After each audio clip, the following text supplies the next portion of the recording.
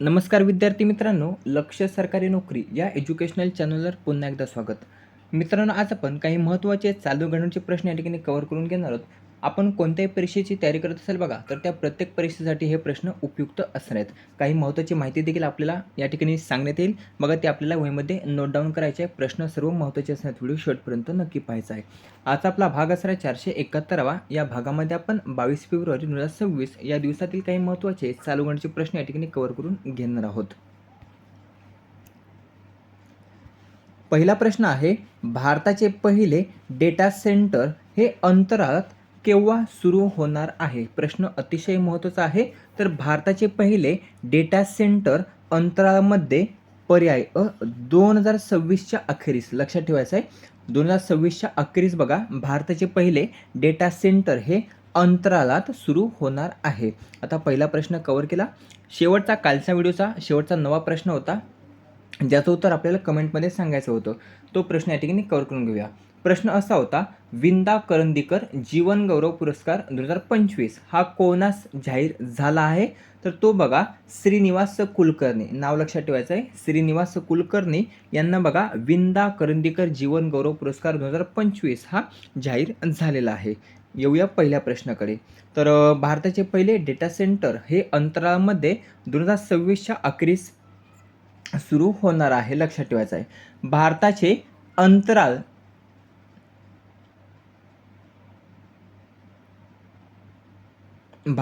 अंतराळामध्ये आणि AI मध्ये बघा ऐतिहासिक पाऊल हे ठेवलेले आहे. भारतीय स्पेस कंपनी अग्निकुल कॉस्मॉस आणि AI cloud company new cloud एकत्र येऊन हे बघा भारताचे पहिले डेटा सेंटर उभारणार आहेत, लक्षात ठेवायचं आहे. पुन्हा एकदा सांगतो, भारतीय स्पेस कंपनी अग्निकुल कॉस्मॉस आणि AI cloud company new cloud ही एकत्र येऊन बघा हे भारताचे पहिले डेटा सेंटर अंतराळामध्ये बघा सुरू करणार आहे. उभारण्याची तयारी जर आपण पाहिली तर ही या दोन संस्था करत आहे. हे जे काही डेटा सेंटर असणार आहे बघा, तर ते पृथ्वीच्या जवळच्या कक्षेमध्ये स्थापित करण्यात येणार आहे. कशामध्ये? तर पृथ्वीच्या जवळच्या कक्षेमध्ये स्थापित केले जाणार आहे. 2026च्या अखेरीस डेटा सेंटरचा पहिला प्रोटोटाईप टेस्टसाठी पाठवण्यात येणार आहे. 2026च्या अखेरीस बघा डेटा सेंटरचा पहिला प्रोटोटाईप हा टेस्टसाठी पाठवण्यात येणार आहे. दुसरा प्रश्न आहे, आर्टेमिस 2 ही मानवी चंद्रयान मोहीम कोणती संस्था प्रक्षेपित करणार आहे? तर आर्टेमिस 2 ही मानवी चंद्रयान मोहीम पर्याय क नासा, अमेरिकन संस्था आहे बघा, अंतराळ संस्था. तर नासा ही आर्टेमिस 2 ही मानवी चंद्रयान मोहीम प्रक्षेपित करणार आहे. जवळपास 50 वर्षानंतर मानवी चंद्र मोहीम ही असणार आहे. किती? जवळपास 15 वर्षानंतर. 6 मार्च 2026 रोजी हे यान बघा 10 दिवसांच्या चंद्र प्रवासासाठी उड्डाण घेणार आहे. किती? तर 10 दिवसांच्या चंद्र प्रवासासाठी. केव्हा? 6 मार्च 2026ला. ज्यामध्ये 4 अंतराळवीरांचा समावेश असणार आहे. किती? 4 अंतराळवीरांचा. ते चंद्राच्या कक्षेत फिरून पृथ्वीवर पुन्हा परतणार आहे. चंद्राच्या कक्षेत फिरल्यानंतर ते पृथ्वीवर परत येणार आहे. 1972 मध्ये अपोलो 17 काय 1972 मध्ये अपोलो 17 ही जी काही मोहीम होती बघा, तर ती अखेरची चंद्रावरील मानवी मोहीम होती. त्यानंतर आता 2026 मध्ये आर्टेमिस 2 ही मानवी चंद्र मोहीम नासा ही संस्था प्रक्षेपित करणार आहे, हे लक्षात ठेवायचं आहे. ही मोहीम जी असणार आहे आर्टेमिस 2, तर ही यशस्वी झाल्यानंतर आर्टेमिस 3 मोहिमेला सुरुवात होणार, म्हणजे त्याच्या तयारीला सुरुवात केली जाणार आहे. आणि आर्टेमिस 3 ही जी काही मोहीम आहे तर ती 2028 मध्ये लॉन्च करण्यात येणार किंवा 2028 मध्ये, लक्षात ठेवायचं आहे. आता नासा ही चंद्रयान मोहीम प्रक्षेपित करणार आहे. तर नासाचे सध्याचे प्रमुख कोण आहेत? तर जेरेड इस्याकमन हे नासाचे 15वे प्रशासक असणार आहेत. 1958 साली नासाची स्थापना झाली होती. वॉशिंग्टन DC या ठिकाणी नासाचं मुख्यालय आहे. पुढील प्रश्न आहे तिसरा, प्रथमच कोणत्या राज्यामध्ये रायझिंग डे परेड हा आयोजित करण्यात आली? तर प्रथमच आसाम राज्यामध्ये. पर्याय ब, आसाम राज्यामध्ये बघा प्रथमच रायझिंग डे परेड ही आयोजित करण्यात आली होती. CRPFच्या गौरवशाली इतिहासामध्ये ही प्रथमच बघा आयोजित करण्यात आली. लक्षात ठेवायचं आहे CRPFच्या गौरवशाली इतिहासामध्ये. आता CRPF लक्षात ठेवायचं तर CRPFची स्थापना झाली होती 1939 साली किंवा 1939 साली. तेव्हा काय नावाने स्थापना झाली होती तर क्राऊन रिप्रेझेंटेटिव्ह पोलीस. काय? क्राऊन रिप्रेझेंटेटिव्ह पोलीस म्हणून 1939 साली CRPFची स्थापना झाली होती. 1949 साली केंद्रीय राखीव पोलीस दल असं त्याचं नामकरण करण्यात आलं. केव्हा? तर 1949 साली केंद्रीय राखीव पोलीस दल असं त्याचं नामकरण करण्यात आलं. हे जे काही रायझिंग डे परेड होती बघा तर यामध्ये चीफ गेस्ट कोण होते तर अमित शहा, भारताचे गृहमंत्री अमित शहा हे या ठिकाणी चीफ गेस्ट म्हणून आमंत्रित होते. पुढील प्रश्न आहे 4था. देशातील पहिली पूर्णतः ऑटोमॅटिक पार्किंग ही कोठे सुरू करण्यात आली तर नामपल्ली हैदराबाद. नामपल्ली हैदराबाद या ठिकाणी देशातील पहिली पूर्णतः ऑटोमॅटिक पार्किंग सेवा नुकतंच सुरू करण्यात आलेली आहे. आता हैदराबाद कोणत्या राज्यातील शहर आहे तर हैदराबाद हे तेलंगणा राज्यातील शहर आहे आणि याच ठिकाणी देशातील पहिली पूर्णतः ऑटोमॅटिक पार्किंग सेवा नुकतंच सुरू झालेली जी पूर्णतः ऑटोमॅटिक असणार आहे. 10 मजल्याची इमारत आहे बघा. ज्या 10 मजल्याच्या इमारतीमध्ये जवळपास 250 कार आणि 200 दुचाकी उभ्या राहू शकतात अशी ती इमारत त्या ठिकाणी स्थापित करण्यात आलेली आहे. किती? 250 कार आणि 200 दुचाकी. कारसाठी ताशी 30 रुपये आणि दुचाकीसाठी ताशी 10 रुपये एवढा कर बघा त्या ठिकाणी आकारण्यात येणार आहे. ही जी काही पार्किंग असणार आहे बघा ऑटोमॅटिक पार्किंग तर ती जर्मनीच्या अत्याधुनिक पॅलिस तंत्रज्ञानावर आधारित आहे. प्रश्न विचारला जाऊ शकतो. नामपल्ली हैदराबाद या ठिकाणी जे काही देशातील पहिली पूर्णतः ऑटोमॅटिक पार्किंग सेवा सुरू करण्यात आली बघा तर ती कोणत्या तंत्रज्ञानावर आधारित आहे तर ही पार्किंग जर्मनीच्या अत्याधुनिक पॅलिस तंत्रज्ञानावर आधारित आहे. पुढील प्रश्न आहे 5वा. कोणत्या राज्यामध्ये सरकारने विवाह नोंदणीसाठी पालकांची संमती अनिवार्य केलेली आहे? प्रश्न हा देखील महत्त्वाचा आहे. येणाऱ्या भरतीमध्ये विचारला जाऊ शकतो. तर पर्याय ड गुजरात. गुजरात राज्य सरकारने विवाह नोंदणीसाठी आता पालकांची संमती ही अनिवार्य केलेली आहे. विवाह कायद्यामध्ये त्यांनी बघा बदल केलेला आहे आणि त्यानंतर बघा आता विवाहासाठी पालकांची संमती ही अनिवार्य असणार आहे. विवाह नोंदणीसाठी अर्ज करताना आई वडिलांचा पत्ता, आधार कार्ड क्रमांक आणि मोबाईल क्रमांक हा अनिवार्य करण्यात आलेला आहे. केव्हा? तर विवाह नोंदणी करताना. लक्षात ठेवायचं आहे. कोणत्या 3 गोष्टी आहेत? आई वडिलांचा पत्ता, आधार कार्ड क्रमांक आणि मोबाईल क्रमांक अनिवार्य करण्यात आलेला आहे. त्यानंतर 10 कामाच्या दिवसामध्ये बघा सहाय्यक निबंधकाकडून कागदपत्रांची पडताळणी केली जाणार आहे आणि लेखी किंवा MMSद्वारे लग्नाबद्दलची जी काही माहिती आहे बघा तर ती आपल्या पालकांपर्यंत पोहोचवण्यात येणार आहे. आता यामुळे होणार काय आहे तर या प्रस्तावामुळे बघा त्यांना कळवल्याशिवाय व संमतीशिवाय आता लग्न हे जवळपास करणं अशक्य ठरलेलं. लक्षात ठेवायचं. कोणत्या राज्यामध्ये? गुजरात राज्यामध्ये. गुजरात राज्यामध्ये आता जर विवाह नोंदणी करायची असेल तर त्या ठिकाणी बघा पालकांची संमती ही अनिवार्य केलेली आहे.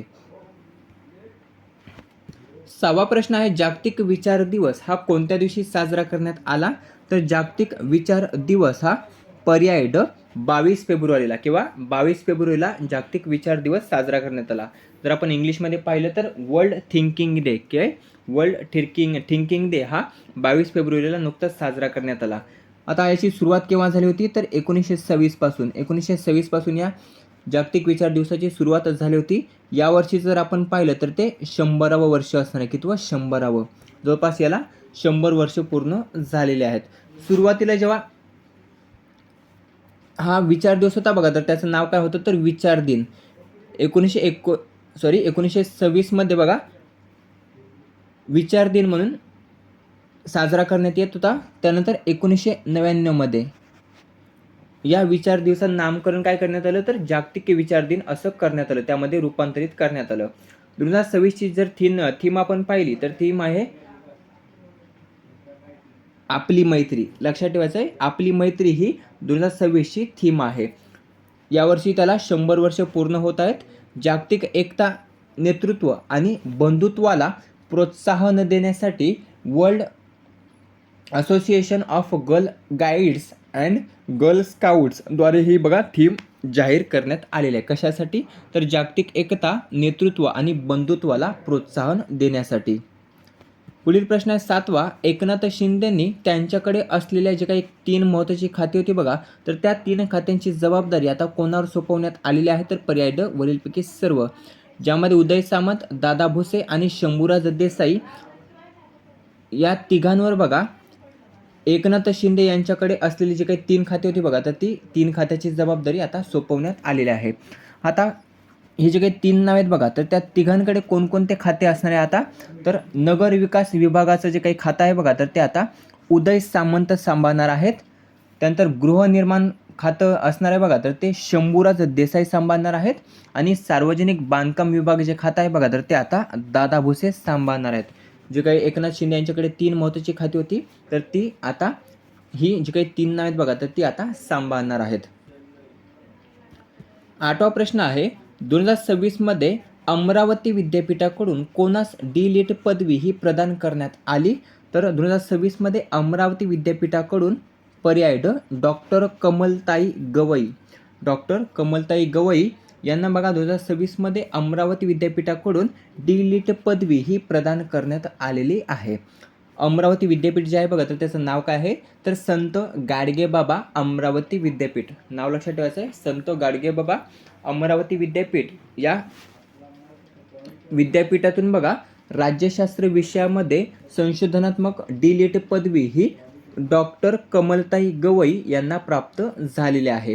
कुलगुरू डॉक्टर मिलिंद बारहाने. डॉक्टर मिलिंद बारहाने यांनी बघा याबाबतची माहितीही दिलेली आहे. हे जे काही कमलताई गवई आहेत बघा, तर त्या बिहार, सिक्कीम, केरळ केरळ या राज्याचे माजी राज्यपाल व रिपाईचे नेते दिवंगत उपाख्य दादासाहेब गवई यांच्या त्या पत्नी आहेत बघा, कमलताई गवई. तसेच भूषण गवई जे भारताचे मुख्य सरन्यायाधीश आहेत बघा माजी, तर यांच्या त्या आई असणार आहेत बघा कमलताई गवई. आणि यांना अमरावती विद्यापीठाकडून डी.लिट पदवी ही नुकतंच प्रदान करण्यात आलेली आहे. 9वा प्रश्न ज्याचं उत्तर आपल्याला कमेंट करून सांगायचं आहे. प्रश्न पाहूया.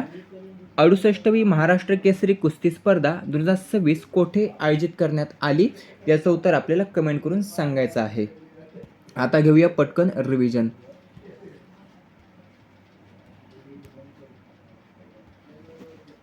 पहिला प्रश्न, भारताचे पहिले डेटा सेंटर अंतराळामध्ये केव्हा सुरू होणार आहे? तर 2026च्या अखेरीस बघा भारताचे पहिले डेटा सेंटर अंतराळामध्ये सुरू होणार आहे.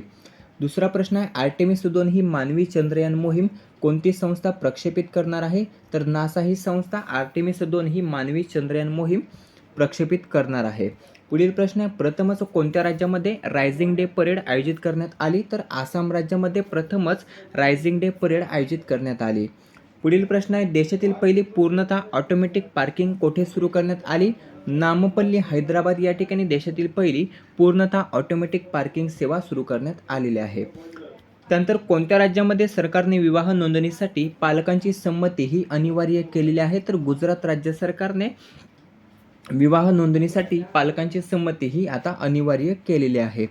पुढील प्रश्न आहे जागतिक विचार दिवस कोणत्या दिवशी साजरा करण्यात आला? तर 22 फेब्रुवारीला जागतिक विचार दिवस हा साजरा करण्यात आला.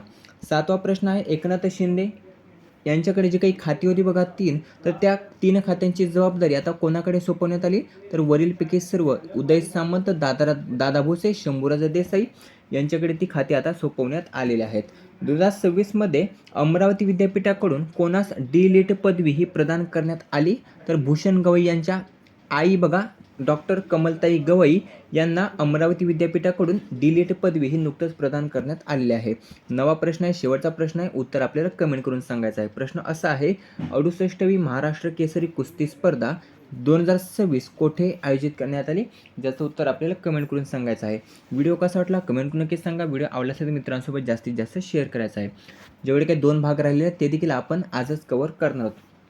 हा सकाळी 7 वाजता अपलोड करत पुढचा लगेच थोड्या वेळात अपलोड करणार आहोत. भेटूया पुढील भागामध्ये. धन्यवाद.